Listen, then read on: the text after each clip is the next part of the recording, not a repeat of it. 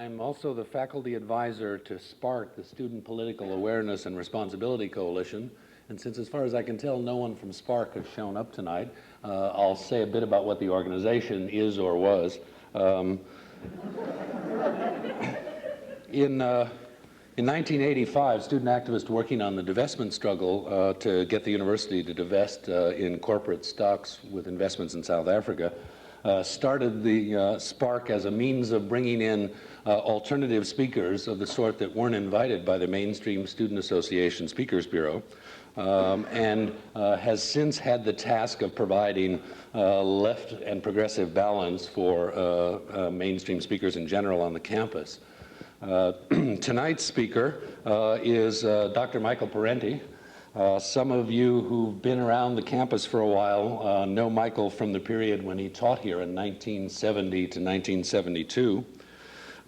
He was one of the most prominent anti-war activists on the campus and did a great deal to help many of us get more organized and more involved in the anti-war movement, both faculty and students. In 1972, when Michael was up for reappointment, the Board of Trustees reversed the entire university from the Political Science Department's recommendation all the way up to the President's office. And for the first time in the nearly 200-year history of the university, the trustees directly fired a faculty member, Michael. The chairman of the board at the time was a man named Scott, a vice president at General Motors, and he remarked that he, quote, wasn't going to have a socialist teaching on his campus, unquote. So Michael was terminated, even though he was extensively published, indeed one of the few international scholars on the campus that year. Michael went on to run for Congress on the Liberty Union ticket in 1974, scoring, as I recall, some 15% of the vote, and helping to make Liberty Union, give Liberty Union the major party status it enjoyed for the rest of the 1970s and into the 1980s. Michael has a PhD from Yale University, which he received in 1962. He's taught at Sarah Lawrence College and at the State University of New York at Albany. He's been a visiting professor at the University of Illinois, Howard University, Brooklyn College of the City College of New York, and the University of Canterbury in New Zealand, most recently at California State College at Northridge. His recent books are Democracy for the Few, now in a 5th edition, Inventing Reality, The Politics of the Mass Media, The Sword and the Dollar, Imperialism, Revolution, and the Arms Race, and Make-Believe Media, The Politics of Entertainment. Since the reason the trustees fired Michael was to get him permanently off the campus, it gives me great pleasure to invite him back to speak to us tonight.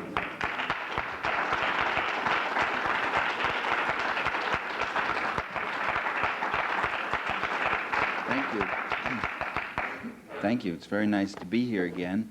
I'm going to talk about conspiracy and state power, which really is about conspiracy and class power.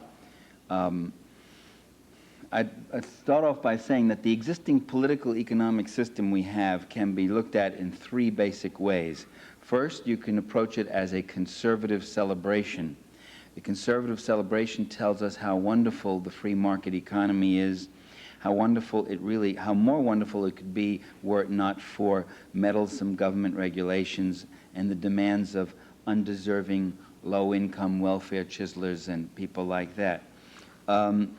The second approach is a liberal complaint, which is about how some of our priorities are all wrong and how there are serious problems that represent aberrant departures from an otherwise basically good system.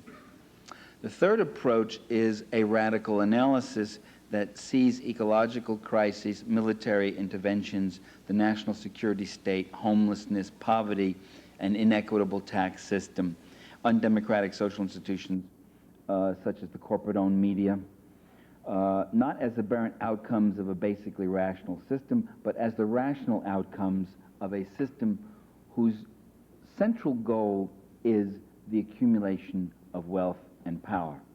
Not power for power's sake, but power is needed to, you need more and more power to have control, to protect your wealth, to protect your way of life as you know it and love it. A way of life which really involves living off the labor of others and accumulating vast wealth off their labor. If you take the third perspective and say there's a privileged class and there's a class, not a class system, but a class power system, you can say there's class structure. Mainstream bourgeois sociologists talk about a class structure, upper middle, lower, upper, lower, and stratification. They treat class as a sociological, demographic, income distribution factor. But to talk about class in a different way, as class power, that is, that there's a certain group of people who have a certain relationship to the means of production, who control the resources of society in a certain way, who control labor, or extract from every bit of human labor in the private sector and even directly in the public sector a sum of the value that's created by that labor, which they pocket themselves. Just as the protection racket mafioso might go around and go to every store and say, a little part of your earnings you give to me. It's the money you earn without working. If you argue that there is this, and as I've argued it, I argued that all of human beings are divided into column A and column B. Column A is made up of those people who live off stock dividends, interest on bonds and securities, land and mineral royalties, speculative investments and rents. And column B, which I think is more heavily represented tonight, column B is made up of those people who live principally off wages and salaries, fees, commissions, and pensions. The one thing the column A and column B people both have in common is that they both live off the labor of the people in column B. And then if you argue that economic system also is a class power system, that capitalism is not just an economic order, it's a whole social order, which affects the cultural and political dimensions. See, Joan takes pictures when I gesture. That's the medium. Great. If you say that, if you take that third perspective, if you don't indulge in a conservative celebration or a liberal complaint, but actually engage in a radical analysis, if you take that third perspective, you cross an invisible line and will be labeled in mainstream circles as a conspiracy theorist, or a Marxist, or even a paranoiac, terms which are sometimes treated as coterminous. In 1837, Abraham Lincoln remarked, quote, "These capitalists generally act harmoniously and in concert to fleece the people." Now today, Abe Lincoln would be dismissed as a conspiracy theorist. He was ascribing conscious intent to a class interest. For some people, conspiracy is by definition ridiculous and non-existent. I mean, there are an awful lot of people who think they've demolished an argument when they can lean back and say, "Oh, what do you have, a conspiracy theory?" Which at that point you're supposed to utterly deny that you do. But conspiracy, in fact, is a real thing. In fact, it's a concept in law.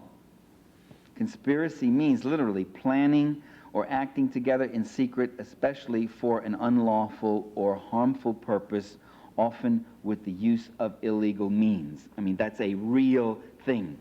There are people who sometimes go to jail for conspiracy. It's really come, in popular parlance, has really come to mean any machination, any plot, any concerted deception. I have argued in my books, in Democracy for the Few, Empowering the Powerless, even in Inventing Reality, I think, that the state's major mode of operation is systemic and legalized rather than conspiratorial. No ruling interest could control a whole nation through the machinations of a secret cabal pulling some secret strings. They have to be overt, massive methods of legitimation and political acculturation that are going on all the time. At the same time, no ruling class could survive if it wasn't attentive to its own interests, consciously trying to anticipate, control, initiate events both at home and abroad, both overtly and secretly, both non-conspiratorially and conspiratorially. It would be hard to imagine a state where there was no such conspiracies or such plans. In the United States, I'll give you, there have been conspiracies aplenty. and this is not my view, this is a matter now of public record, the deliberately fabricated Tonkin Gulf incident, which served as an excuse for escalating the Vietnam War. You mean the president deliberately lied and fabricated an attack by the Vietnamese on U.S. ships that never really happened, just as an excuse to enter the war? Yes, that's what I mean. That's what everybody means when they investigated the Tonkin Gulf. The Operation Phoenix in Vietnam, which U.S. forces set up assassination squads that murdered thousands of dissidents in Vietnam. Secret organizing, illegal, unmoral, unpublicized. The Watergate break-in, followed by the Watergate cover-up. There were two conspiracies there. Nixon was got on the second, not on the first, but on the cover-up. The FBI COINTELPRO, involving dirty tricks, infiltration, and harassment of left dissident groups, often illegal break-ins, all sorts of things that were done, including threats and endangering the physical safety of members of dissident groups and the like. Iran-Contra, in which the executive leaders conspired to circumvent the law, to go around the law and go around the Constitution and go around Congress and go around public opinion to wage a war and financing funds for the covert operations in Nicaragua. I mean, the Congressional Joint Committee that investigated Iran-Contra said this is a conspiracy of momentous dimensions. We may never get at the bottom of it. I remember saying, certainly not the way you guys are investigating it, you won't. Not calling George Bush, Vice President George Bush, and what his role was in and the like. The BCCI scandal involving what some call the most crooked bank in the world. That's going some to be the most crooked bank in the world when you think of the choices you have. Thank you.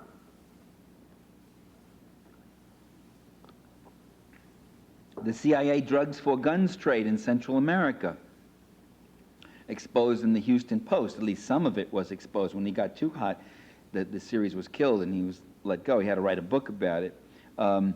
Covert CIA-sponsored terrorist wars in a dozen countries, from Angola, which is going on right now as we sit here today, from Angola to Mozambique to East Timor to Central America and the like. The concerted planned overthrow of left democratically reformist governments in places like Chile and Guatemala and about 7 or 8 other countries. The savings and loan scandal, a conspiracy that the Bush Justice Department itself called 1,000 conspiracies of theft, bribery, and fraud. 1,000 conspiracies. They said we don't have enough agents to investigate all of the conspiracy. The greatest financial crime in the history of humanity in terms of the sheer amounts of money that were taken. And you're going to be, by the way, you're going to be paying for that the rest of your lives, and your children will too. You're talking about upwards of $1 trillion. That is, that portion of your tax money which they take from your check, for which you'll get nothing. You'll get nothing back for it, just paying off the savings and loan scandal that will go on. Conspiracies are regularly carried out by the national security state. The national security state is composed of the following. It's a term to mean the White House Executive Office, elements within the Departments of State and Defense, the National Security Council, the Joint Chiefs of Staff, the National Security Agency, the CIA, and other intelligence agencies. The CIA has a $29 billion budget, it is said, so they must be doing something else besides gathering information. I mean, it doesn't cost that much to gather information. The national security state is involved in secretly planned operations around the globe. These are all conspiracies. They are secret, they are illegal, they often use illicit and illegal means, and they are not publicized, and their intentions and their particulars are systematically misrepresented or denied to the general public. So they're not only conspiracies, but they're undemocratic. They're outside the democratic process of accountability. The CIA resorts to low-intensity warfare, special forces, undercover agents, surveillance and infiltration, and destruction of dissident groups, the murder and assassination of dissident political leaders around the world, the bribing of state leaders, unlawful break-ins, the training of death squads, counterinsurgency suppression, and terrorist military forces against revolutionary governments, as in Angola, Mozambique, Nicaragua, and against Cuba, for instance. Now, the rulers themselves admit that these things go on. They don't call them conspiracies, they call them covert operations, deep secret, clandestine operations, national security. And they will say, we can't talk about these things, national security. If they're not conspiring, then why all the secrecy?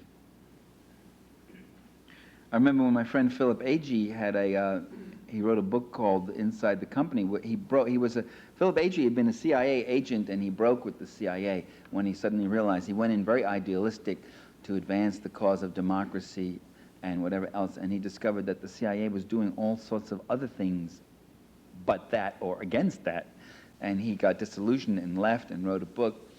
And the book was banned in the U.S. And the national security apparatchiki said, for national security reasons, that book cannot be circulated in the United States. Now, I thought it was very curious at the time, because the book had already been published in 6 different languages in about 15 different countries.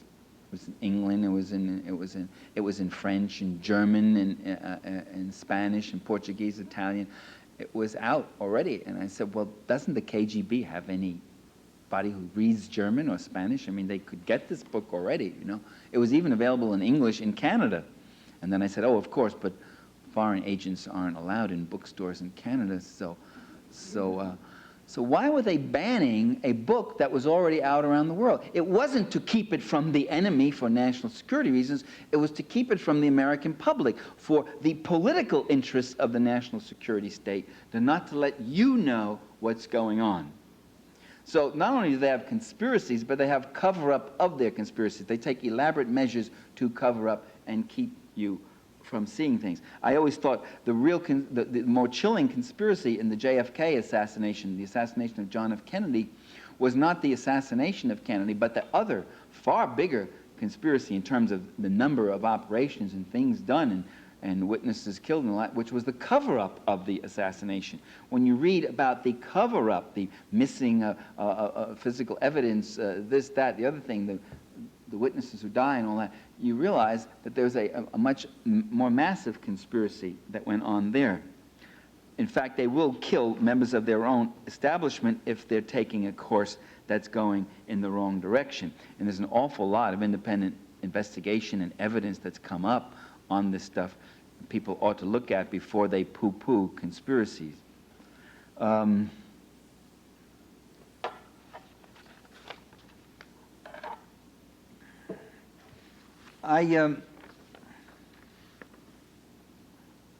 existence of a national security state demonstrates that along with issue politics, which we're always looking at, this issue, healthcare, that issue, gays in the military, this issue,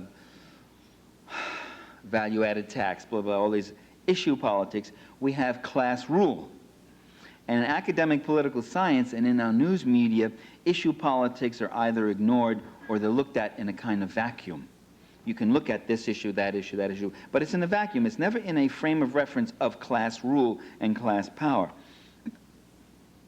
Some political scientists, I can think of 2 prominent ones at Berkeley, Nelson Polsby, Aaron Wildowski. I remember at the APSA convention being on a panel with them both and turning to Wildowski and saying, how could you study the American presidency for 30 years? They've written books on the American presidency and never mention capitalism and corporate interests. It's rather remarkable that you never bring in the question of class rule. What does the president do in relation to these immense powers and interests and concerns?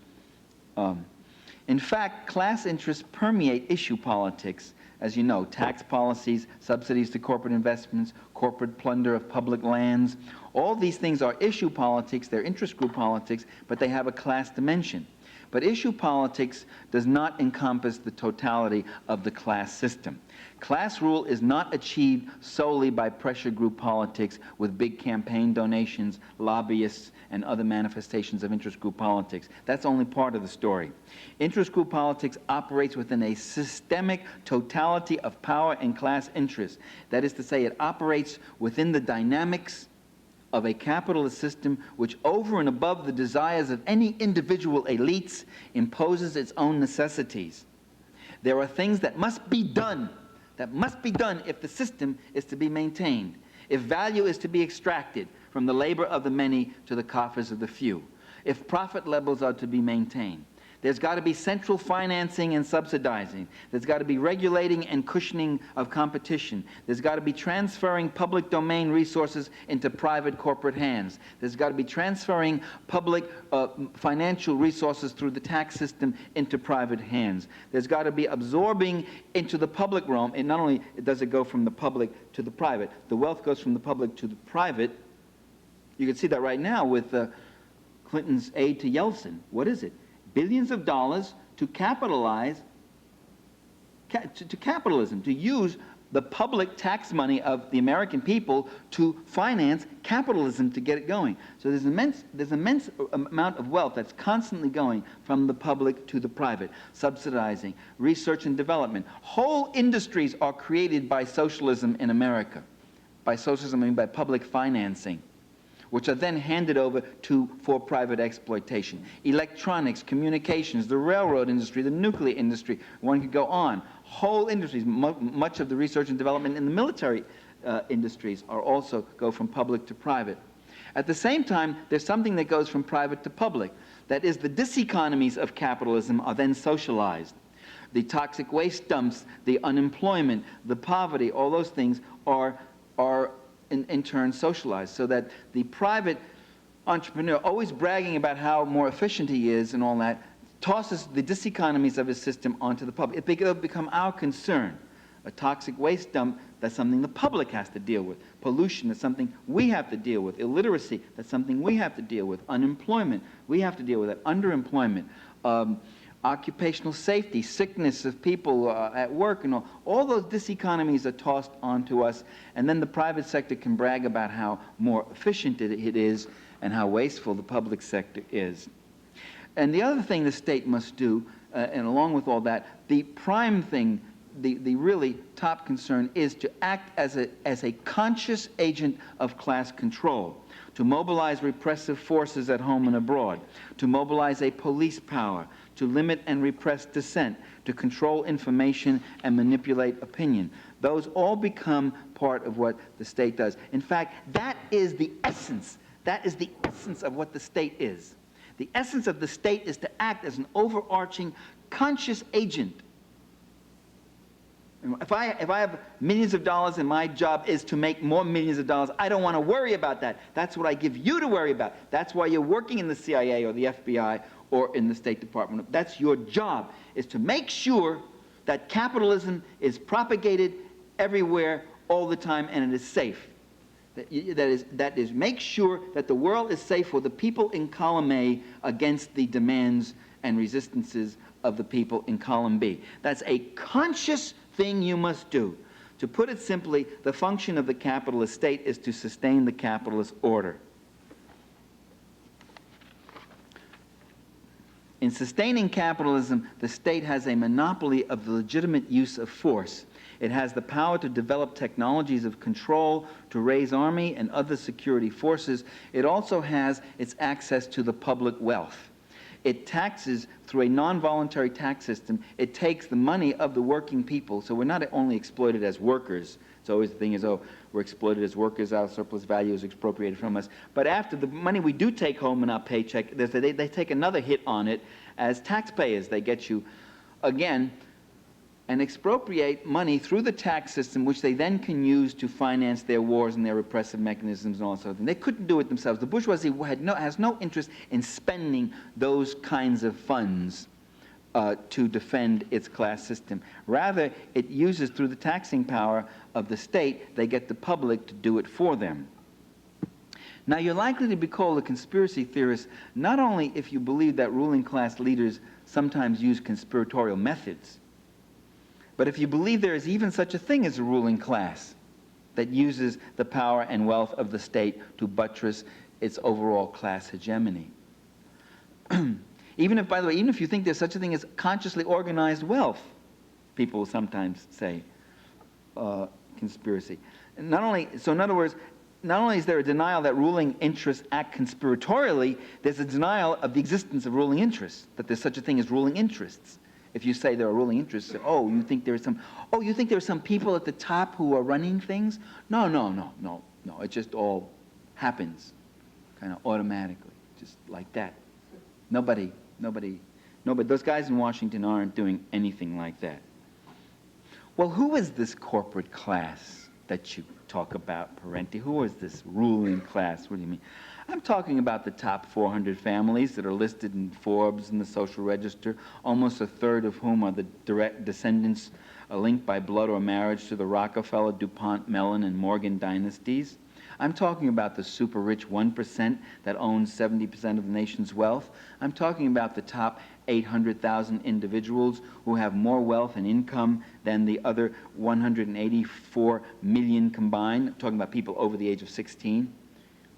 There's 800,000 people in this country who have more wealth than the rest of the population combined. Take all their wealth in value. The economist Paul Samuelson gave that image some 30 years ago. He said, if you were to use children's play blocks, and each block was worth $1,000, and you wanted to look at the income distribution, and you piled up the blocks, the very richest would have a tower of children's play blocks that went vastly higher than the Eiffel Tower. It would go higher. Whereas almost all the rest of us would be not more than a yard or a yard and a half off the ground. Gives you an idea of what the disparities is. Now, instead of, and I'm also talking, when I'm talking about the national security state, I was very specific there too, that is the politically active element of the ruling class. Not all its members may be rich, by the way. In fact, many of them may come from modest backgrounds, but they have to ascribe to the ideology, to that perspective. Henry Kissinger wasn't rich, Richard Nixon wasn't rich, Lyndon Johnson wasn't rich, Harry Truman wasn't rich, but they generally are rich afterwards. As they come into the service, they become rich. Henry Kissinger is now a millionaire. Richard Nixon is now a millionaire. Lyndon Johnson died rich. Maybe Harry Truman was about the only exception who wasn't really a multimillionaire. But you have to get recruited into their ranks, you have to, of course, ascribe to their ideology. Can you imagine someone with my perspective being invited on the Council of Foreign Relations or on the Trilateral Commission or the like? It wouldn't happen. I mean, there's a conscious, and it's not simply because my number just didn't happen to come up in the bag. They consciously recruit certain people who say and do and read and research the right things. Henry Kissinger did stuff that the Rockefellers and the Council of Foreign Relations boys liked, and that was the most enriching thing in his life. He got pulled up his books, they noticed it, they financed it, they brought him along, and before long he was a national figure and became Secretary of State and an advisor to presidents and the like. Instead of conspiracy theory, what the apologists for power will give us is what I call innocence theory. There's a variety of innocence theories. There's somnambulist theory or sleepwalkers theory, which says that those in power just do things as if they're walking in their sleep. You know, they just do. David Rockefeller gets up and he says, what should I do today? Should I watch after my vast holdings and interests and all that? No, that would just be feeding into the conspiracy theorists. No, I just won't do anything. Along with that, we can explain their hegemony as a coincidence theory. By sheer chance, things just happen repeatedly and coincidentally to benefit their interests without any conscious connivance by them. It's most uncanny. They happen to attack those countries that are Marxist, Leninist, or populist nationalists, or Islamic nationalists, or whatever. That countries in which leaders are trying to redistribute some of the land, in national income and use of resources and pricing for the benefit of their people. They just happen to hit those countries, and they just happen to give aid to the comprador countries where the leaders open the country up to the corporations, say, come on in, take what you want, don't worry, no taxes, no minimum wage, no environmental protections, it's all yours. Those countries we just happen by coincidence to be having friendly terms with, and the other countries we just happen to not like because they're mean and threatening and they might hurt us, and so that's why we go after them. A frequent mode of explanation of innocence theory is stupidity theory, that these people just don't know what they're doing.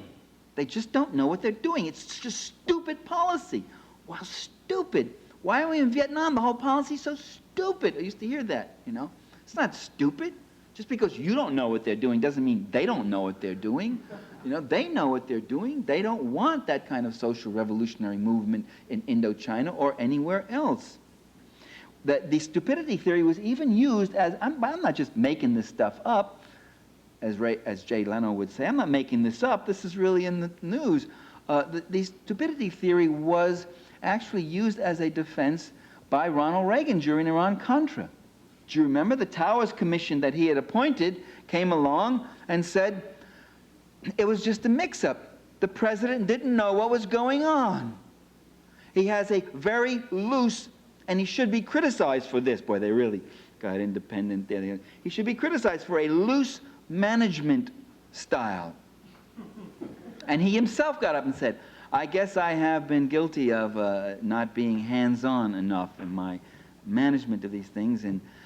And we were asked to believe that the president knew nothing about this. But now we have, again, as a matter of public record, we have several people, not inconsequential, like Oliver North, like Secretary of Defense Weinberger, like the Secretary of State, George Shultz, coming out and saying the president knew all along. He not only knew, it was his policy.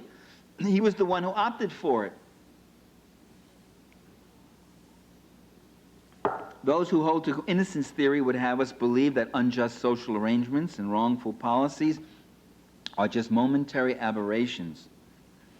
So there's momentary aberration theory. There's incompetence theory. There's unintended consequences theory. There's innocent cultural proclivities theory. I mean, to be sure, these things do exist. I mean, there are sometimes unintended consequences. There are cultural influences and all that. We're not saying it isn't. But do they explain, are they the reasons for the major policy decisions of political and economic leaders? Can that really explain what these guys are doing? I mean, evidence and common sense suggest that the rich and the powerful are not oblivious to their interests. They do not leave things to chance. There's also paranoia theory. That is, if those of us who see evil and evildoers are called paranoid. The Sandinistas in Nicaragua, who were trying to develop a new society, a new country, with using a larger portion of the resources of their country for the benefit of their own people, going through land reform, taking land from the filthy rich and giving it to the poor peasants, and doing things like that. For years, the United States financed, equipped, and trained a counter-revolutionary army that went in there and killed and destroyed daycare centers and health clinics and burned farms and all that sort of thing, killed tens of thousands of Nicaraguans, hit power stations, schools, brought ruination to the nation's economy. We had fleets on both of Nicaragua's shores. We sent planes violating their airspace to do surveillance. We threatened, Reagan said he wanted the Sandinistas to cry uncle, which they did finally in an election. George Shultz, Secretary of State, said he wants to cast out the Sandinistas from our hemisphere. Yet when the beleaguered Sandinistas charged the U.S. with wanting to overthrow them, ABC News dismissed the charge as, quote, the Sandinista paranoia. The Washington Post, quote, Nicaraguan paranoia. In a speech at the United Nations, psychiatrist Jean Kirkpatrick diagnosed the Sandinista. I always thought she was a political scientist, but she suddenly bloomed that day in the UN debate as a psychiatrist. She diagnosed the Sandinista position as, quote, paranoid schizophrenics. Oh, Jean, you're so smart. I would have never known that, you know? This was after Reagan and Shultz had announced that they wanted to do in the Sandinistas. Paranoics. I remember what James Baldwin said years ago, that even paranoics have real enemies, you know. I remember here when I was at UVM and members of my department said, you're in, you're going to get your contract renewed. The department wants it, the Council of Deans, the faculty committee, Senate committee on renewal and tenure, you're in. I said, I'm not going to be renewed. The Board of Trustees, which is made up of conservative rich businessmen, are going to overrule all you guys because that's where the power is, and they're not going to renew my contract. And I remember a colleague of mine, I won't say his name, turning to me and saying, oh, radical paranoia. You got radical paranoia. And I remembered what Baldwin said, even paranoics have real enemies. My son used to have a cartoon poster up on his wall. It shows two steer in the fields, and one of them has this very anguished look on its face, like that. And it's saying, and the little balloon is saying, "Oh, I just discovered how they make hamburgers." And the other steer is looking at him, sort of saying, "There you go, you leftist paranoias with your conspiracy theories again, always worrying." Historian Frank Kofsky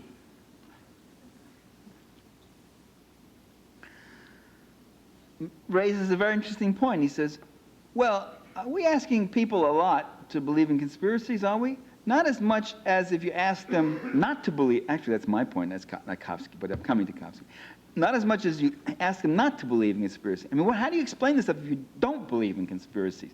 And Kofsky comes in, he puts it very well in a book he wrote called Harry Truman and the War Scare of 1948. It'll be out next fall. I just read it in manuscript. But this is what he has to say. What would those who are so ready to derisively exclaim conspiracy theory have us believe? That people with enormous fortunes and or high political positions do not have greater opportunity than the ordinary citizen to get what they want? That men and women who spend most of their adult lives seeking to obtain or retain money and influence do so only in order to abstain from employing the advantages these confer? That those with wealth and power are inhibited by some mysterious force from making use of their wealth and power to accomplish their purposes? That the rich and well-placed refuse to cooperate with each other in the pursuit of common political economic goals? That's pretty extraordinary to think that. If, in fact, there was one thing that characterizes those at the top, this is Kofsky still talking, it is their readiness to organize amongst themselves to secure their desires. No other group in society even comes close in this regard, the way they can finance and coordinate and organize themselves. That's me talking. And really, it is ironic, end of quote, it is ironic how the group that's most organized to concert, most organized to control, is to be least considered as doing so by the innocence theorists. School teachers can be organizing. You can talk about school teachers organizing, unionizing, consciously pursuing their interests. Small farmers, machinists, sanitation workers, you could talk about them.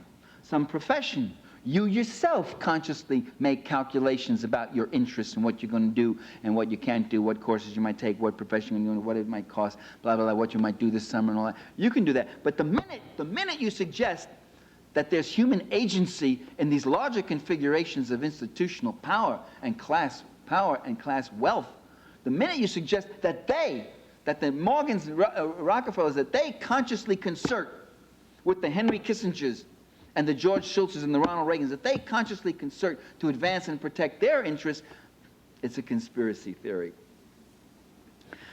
I'll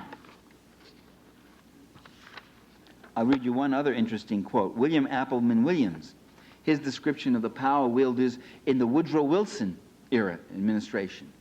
Woodrow Wilson was president of the United States. He was talking about 1918 was the year he was referring to. In 1918, a description that is still very apt. He talked about the men in and around the Woodrow Wilson administration. Quote, "First, none of them was naive or innocent. They very seldom blundered into either success or failure.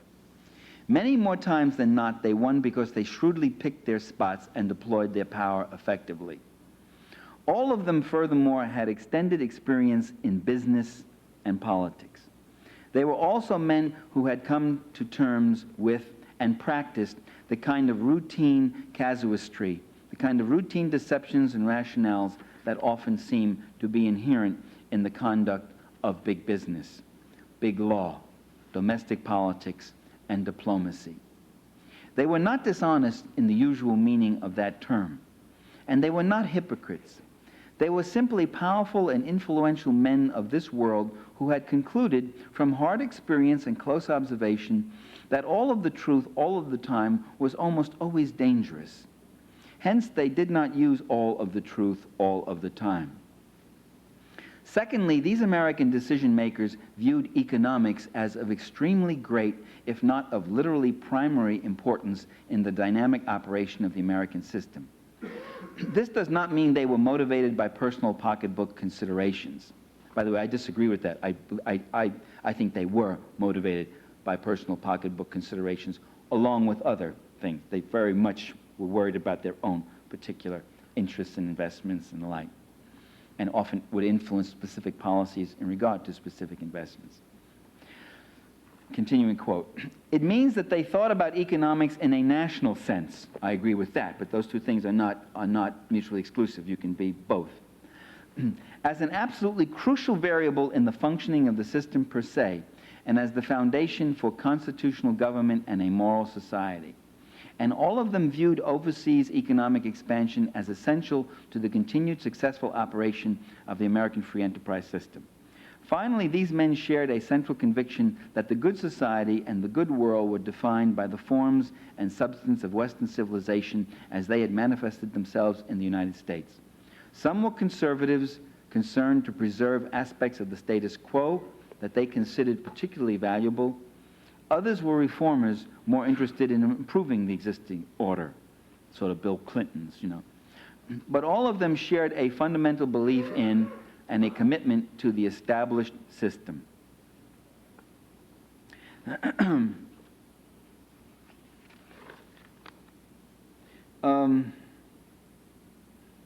Sometimes the innocence theorists do place responsibility. If they do say there is responsibility, generally the view is no one's responsible. These are just things that happen in the way I just said. But they'll sometimes place, when they do place responsibility, it's often on everyone, an undifferentiated we, which means really no one in particular. Erich Fromm, I remember, talked about, "We produce cars with built-in obsolescence and dangers. We continue to pollute the environment." Well, we don't produce those cars. We're not asking for those cars. I didn't ask for public transit systems to be ripped up so that we could have automobiles. A lot of people didn't do that. An alternative radio commentator announced in 1991, quote, on KPFA, "We are all guilty of John Kennedy's death. We are all guilty of the Gulf War." No, we're not all guilty. We're not all guilty. We didn't all do this. A lot of us opposed it. A lot of us want to get at the truth. A lot of us resisted it. The innocence theorists get quite specific about conscious intent. There's only one occasion where they will recognize there is conscious intent, conspiratorial power of a very sinister nature, and that's when they're talking about the left. Militant dissidents, labor unions, leftist guerrillas, peace advocates. You remember during the nuclear freeze movement, which started right here in Vermont in the town meetings, during the nuclear freeze movement, the FBI was going around saying that the KGB was behind the nuclear freeze movement. 10 million people. Referenda in what was it, about 11 states in the Union, passed in 10 of 11 states. All that incredible democratic upsurge of democratic forces, and the FBI had a conspiracy theory.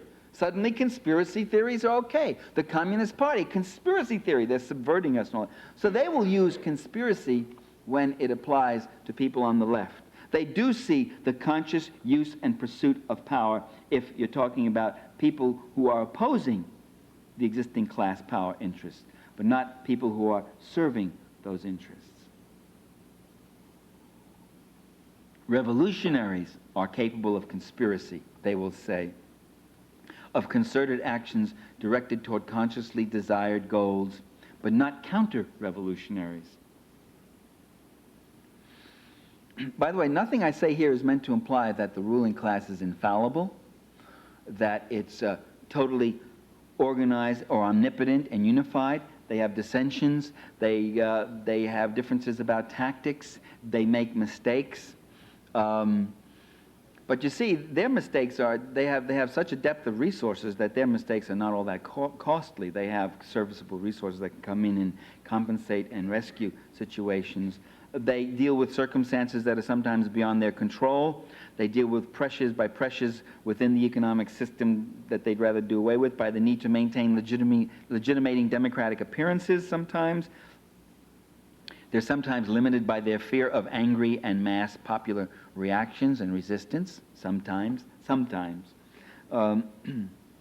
But whatever the limitations of their power, they are as fervently involved in the class struggle as any communist. And if they don't always succeed, they succeed often enough. They may not be omnipotent, they aren't, but they are enormously powerful.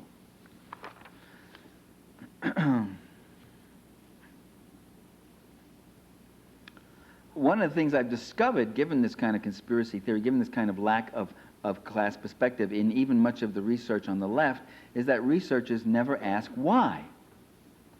Political activists often never ask why. I was just with a group of people in San Francisco.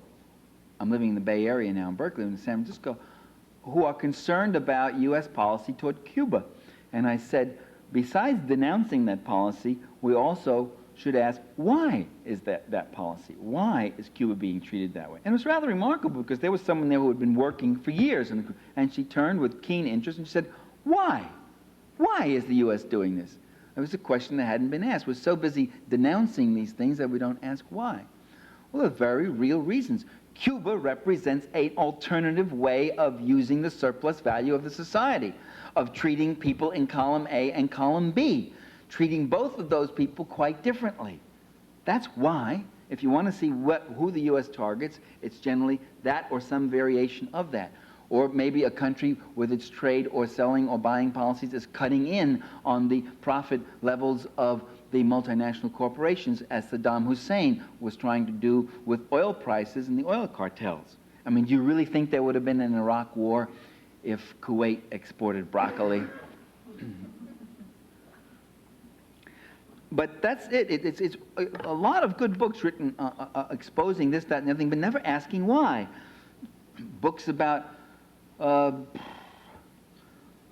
the existence of U.S., I was looking at one of the existence of U.S. military bases all around the world. Beautiful discussion about how costly they are, how they violate the sovereignty of the countries they're in, how they're ecologically disastrous, the damage they do, this, that, and the other thing. But why do they exist? Why? I remember asking one of the authors, I said, why are all those bases there?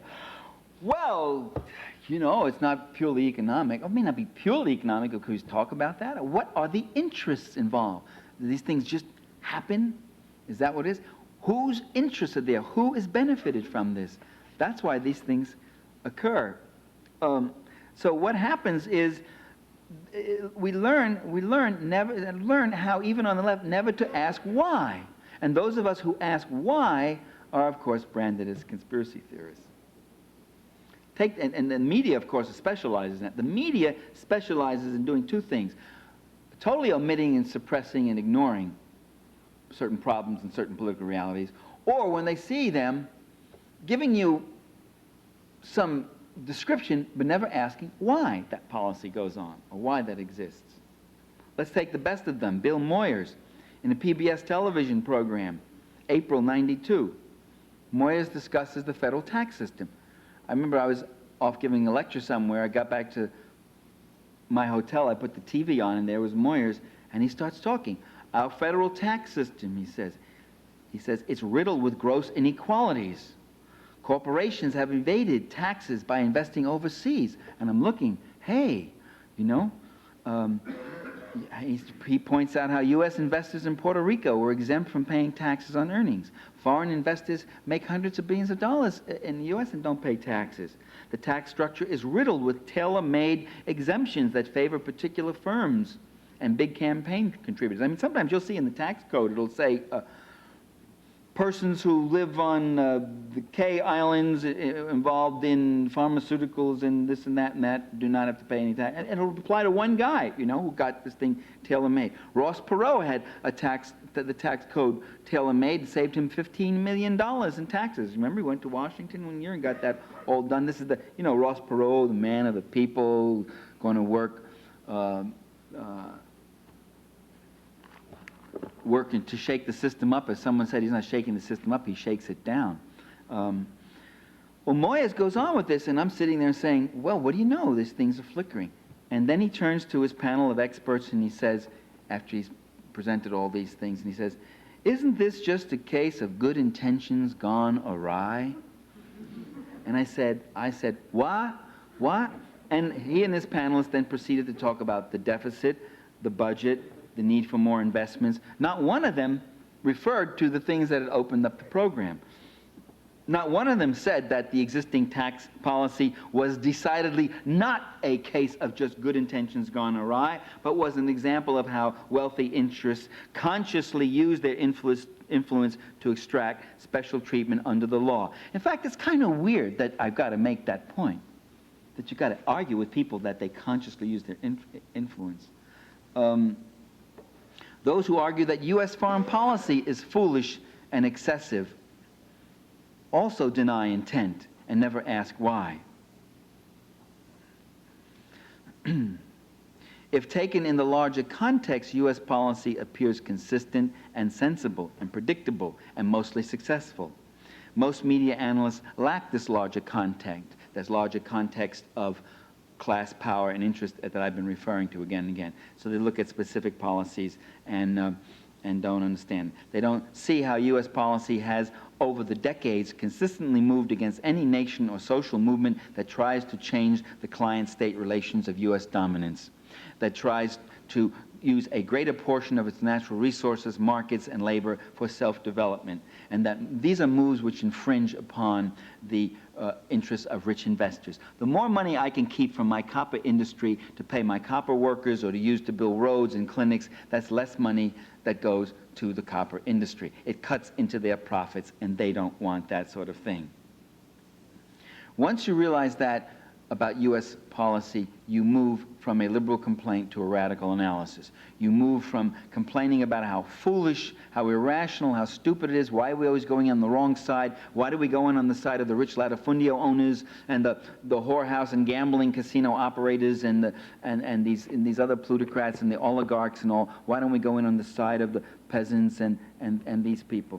Once you realize the larger context, you see that the policy makes sense. There are two models of conflict in society. Model one says that people get into conflicts with each other because they misunderstand each other, that there's a failure of communication, that I misinterpret your motives, you misinterpret mine. After a while, it's hard to say who's acting and who's reacting, and we get into some kind of adversarial thing, and we're caught in a conflict that no one wants. And as the conflict escalates, so forth, it gets carried along by each side's own self-fulfilling fears or resentments and all that. And each side finds confirmation of aggressive intent in the other's defensive or anticipatory moves. That model of conflict does explain certain kinds of conflicts in society, especially between people, whatever else. There's another model. Model two says that certain conflicts occur not because of misunderstanding, but because both sides know all too well what the other is up to, and that at least one side has a conscious agenda that it wishes to impose in order to advance its own interests at the expense of the other side. And the conflict arises when the other side resists that, where there's a conflict of interests. So the conflict is not due to irrational misunderstanding, but to the pursuit of rational, substantive, and conflicting interests. And that model ought to be looked at more often because that explains a lot more of political reality in America. Lundy Bankford takes exception to the notion that both interpersonal and international conflicts are all variations of Model 1. She argues that, in fact, they are Model 2. Bancroft looks at male violence against women and imperial violence against weaker nations. It's very interesting. What she says about both are things I've been saying about both for years, but I think the originality is the way she juxtaposes both and puts them together like this. Male violence. Supposedly men batter women because they don't know what they're doing. Tormented and in pain, they lose control of themselves and they lash out at those they love. Well, having worked with chronic batterers, some people have come to a different conclusion. They've learned that they know precisely what they're doing. They choose the amount of violence they use. They set limits for themselves that they won't cross. And they use violence in particular ways in order to get the control they want, to elicit the right level of intimidation and response that they want. They'll even stop. When the police come in, they'll sit down and pretend they're reading the paper or watching TV. Said, oh, I don't know, she's just getting hysterical. I don't know what it is. So they're perfectly much in control. It's not that they're out of control, they're in control. That's the whole function of oppression, you see. I mean, this point has to be made again and again. I mean, the whole idea of oppression is not that people oppress because they're unhappy. They oppress because they are advantaged by the oppression. The slave owners had slaves not because they were out of touch with their inner selves and weren't whole humans. They had slaves because they lived well off slaves. They had parties and feasts and hunting and dancing and courting, and they lived lives of leisure. They never worked. They loved it. And the male supremacist likes his advantages. When they say, why do men oppress women? I've argued, men oppress women because it's advantageous. The patriarch writes his own ticket. It's very important to point that out because there's a lot of talk today about how men are themselves disadvantaged and hurt in their sexism because they're depriving themselves of the deeper gratifications of a more complete relationship, which may be true in the long run. But nobody lives in the long run. Everybody lives in the here and now. And the average patriarch did not noticeably complain about all the benefits and advantages that he got, the choice positions in society, the best paid jobs, the power, the wealth, the control, absolute control of his wife's money, if she had any, the decisions he might want, the indulgence of his more corrupt impulses on the women in his life. All those things he did with impunity. And she with total subservience. Bancroft goes on and says, and there persists a similar mythology about imperialism. Supposedly, U.S. rulers don't know what they're doing abroad. In their misguided attempts to help out in other parts of the world, they stumble into doing a lot of damage. We heard that during Vietnam. Our well-intentions gone awry again. Bill Moyers lives. Good intentions gone. We went in there with the best intentions and, oh, we just happened to bomb the country down into smithereens and we got carried away. In the 1980s, that same kind of view was repeated about Nicaragua. Our leaders don't realize that Nicaragua is no threat, that it wants peace. If only they understood that, they wouldn't inflict such punishment upon the Sandinista government and the Nicaraguan people.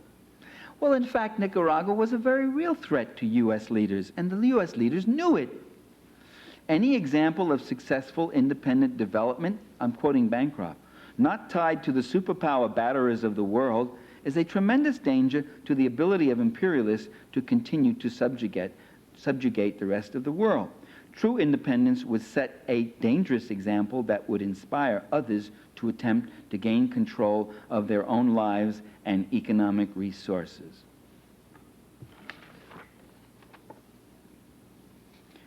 I've been talking too long, so I want to skip some stuff here.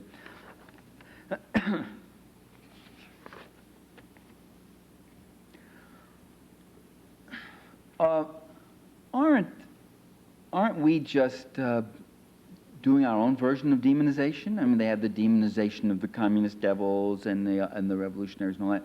And aren't you, Parenti, just giving us a demonization of ruling elites? Are they really capable of supporting death squads, assassinations, and other violent deeds? By the way, the UN Commission just came out and said yes, right, in El Salvador. Yes, we discovered that 85% of the murders were done by these army groups and all that, and this was supported, financed, and backed by the U.S. And the media even had to report it. But they never make that next step, which is why? Why did the United States of America, why did our government support such a horrible action in El Salvador? But not asked, not asked. No one asked it, not even the critics of that policy are asking. Why inviting these people who are now treating this as a new revelation, that which we have been saying for the last 15 years about El Salvador? Why does that happen? What interests are involved? I remember speaking with a former CIA operative. He had been in the OSS under Wild Bill Donovan and all, and he was at Yale working. He was a Yalie, a man of mature years, he was working up in the library administration, had some top administrative job. And I remember him saying to me, well, Michael, we live in a world that's not a very pretty place. There are some pretty mean characters out there, and we have to sometimes do some pretty mean things. So you justify the evil you perpetrate on the world by saying the world is full of evil. The evil really that was committed was simply, the evil that these people in El Salvador were committing is that they were waging a struggle against the oligarchical families and the multinational corporate investors in El Salvador. That was their real sin. Even the chairman of a House subcommittee charged after the Salvadoran revelations came out, and his name was Robert Torricelli. Torricelli, who sponsored the repressive, aggressive law against Chile, suddenly had a revelation. He said, the Reagan administration has lied to Congress for years about the Salvadoran armed forces' complicity in murder. He said, quote, every word uttered by every Reagan administration official about the observance of human rights in El Salvador should be reviewed for perjury. Welcome to reality, Congressman. Torricelli went on and said, quote, it is now abundantly clear that Ronald Reagan made these certifications in defiance of the truth. So you know they're lying every so often when the truth does peek out post hoc. I've been doing some primary research. I'm going to end it right here. Just this last point. I've been doing some primary research on a conspiracy. What I have reason to suspect is the assassination of a president. It was a president who lived 140 years ago by the name of Zachary Taylor. He was the 12th president of the United States. You may remember that 2 years ago his tomb was opened because Clara Rising, a writer, had the suspicion that he had been poisoned. And they did a post-mortem autopsy on bone and hair and nail samples and announced that he hadn't been poisoned. And it was all over the media that Zachary Taylor had died of natural causes. Well, he died from eating, as all the historians agree, he died from eating cherries and milk on July 4th, 1850, which, as you know, will kill you every time, so stay away from them. And I started reading accounts at the time, and it said that Zachary Taylor was a man of robust health. And I read Sten Forsewald's study on arsenic, and he said when anybody ostensibly in perfect health suddenly is seized with illness, vomiting and seizures and dies, you should suspect poisoning. Doesn't mean it is. And I got the reports. I got the reports done by the Kentucky coroners on Zachary Taylor's remains, and I found all sorts of funny things, that the arsenic level in his body was 5 to 15 times higher than today's normal level of all of us. We all have some arsenic as an element in the environment, especially in our highly chemicalized environment. We ingest some of it. I mean, the normal level is 0.2 parts per million grams, ppms, parts per million. 0.2 to 0.6, and Zachary Taylor had 3.0, 3.80, and the like, which was still not a lethal level, but made one. And then some questions about the samples, and if it's acute arsenic poisoning, most of the hair would be free of the arsenic anyway, and you just do sectional analysis, and no sectional analysis was done. Also discovered that he had a level of antimony in his body that was 50 or 60 times higher. I mean, lethal level. Antimony is like arsenic, a heavy metal element that was used as poison in the 19th century. It has a toxicity level higher than arsenic. Well, Taylor was taking a very strong stance against the expansion of slavery into the newly acquired Western territories. He took a very hard line and was the only guy holding it back, and even threatened the use of federal troops against Texas when Texas tried to annex New Mexico. He'd send an army down and knock off the Texas militia if they tried to move. I mean, he was very, very strong against the expansion of slavery. And when he died, that whole policy was totally reversed. Fugitive slave laws were strengthened, extension was opened up, and so forth and so on, the compromise, so-called compromise of 1850. Millard Fillmore came in totally over to the other side, a dramatic reversal. So I had reason to believe that their conclusions about Taylor dying of natural causes was something that could be seriously questioned.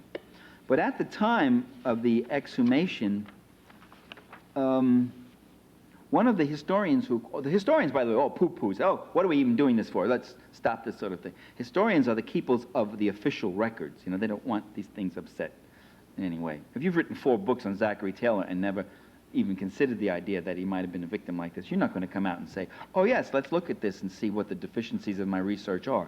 You say, well, this seems sensationalist, why don't you let the dead rest in peace, and blah, blah, blah, and so forth.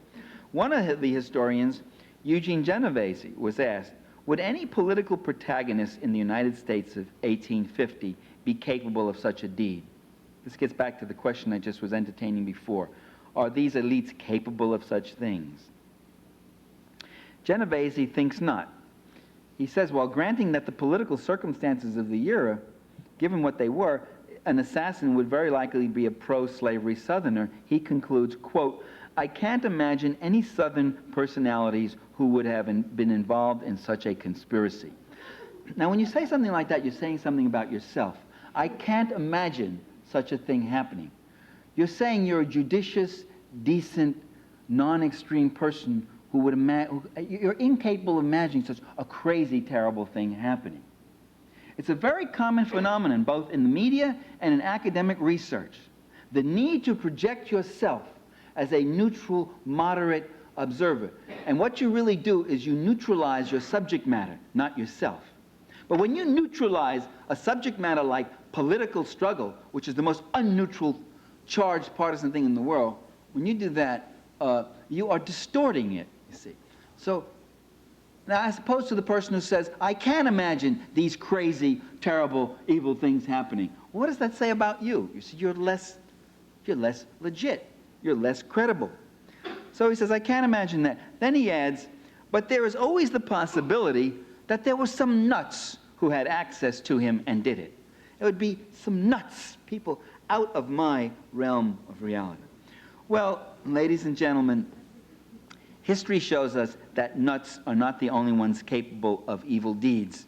That gentlemen of principle and power, of genteel manner, can often arrive at very grim decisions. Yale, Harvard, Princeton graduates even. And if they commit crimes, it's not because they harbor murky and perverse impulses, but because they feel compelled to deal with the dangers posed to their way of life. This doesn't mean they're motivated only by personal pocketbook concerns.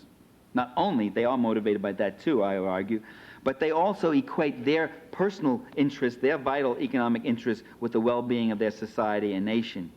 Or in this case, in the case of Taylor, with the cause of Southern rights. Far from being immoral or unscrupulous, their principles are so lofty as to place them above the restraints of ordinary morality. They don't act on sudden impulse. The feeling grows among them that something must be done, something that's best for all. And when they arrive at their decision, it's so compelling that they're no longer shocked by the extreme measures they're willing to employ. In fact, those measures are now today institutionalized.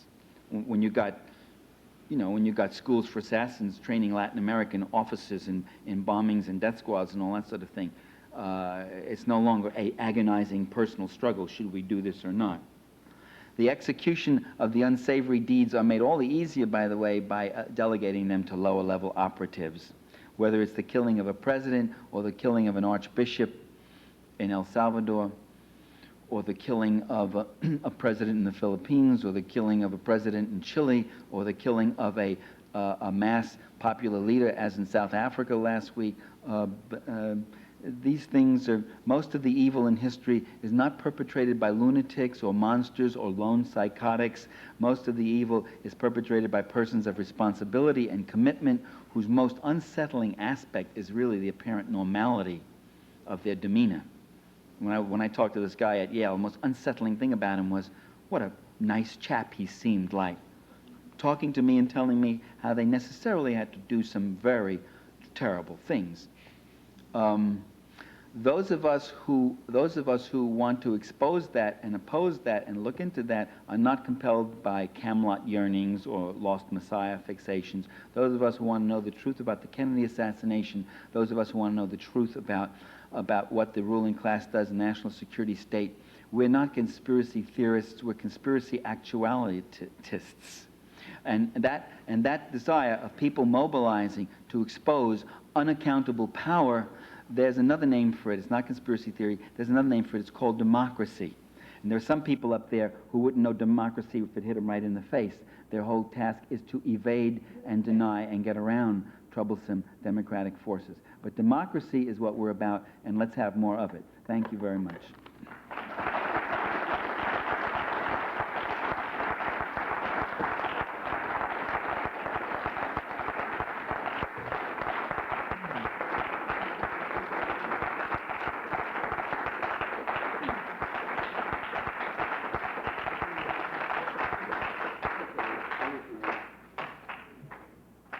Do you want questions? Let's have a consensus if you want questions. It's late. I talk much longer than you realize, but and the pay isn't that good, but I will take a few questions. Anybody? One or two. Let's just take one or two questions. One question. The first question is, what can we do about it? I'm not going to answer that question. Next question. Organize, agitate, educate, and go on. What are you willing to do about it? Any other question? Yes. Yeah, this is somewhat off the topic of your major thrust this evening, but it's something very current to the news. I was wondering- Waco, Texas. Yes, Coming. please, comment on that. Who says people aren't predictable? No, I don't know. I'm not going to comment on it. I don't know. It's a mess and a horrible thing, and I don't want to talk about it. That is a marginal case. I think that isn't the kind of conspiracy that I'm talking about.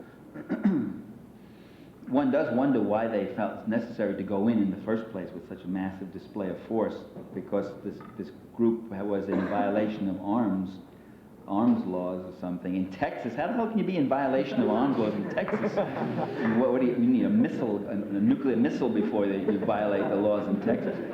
Put on your pickup truck. They say, I don't know about that. I don't know. All right, go ahead. Any other questions? Okay, I've numbed you all into silence. Thank you very much.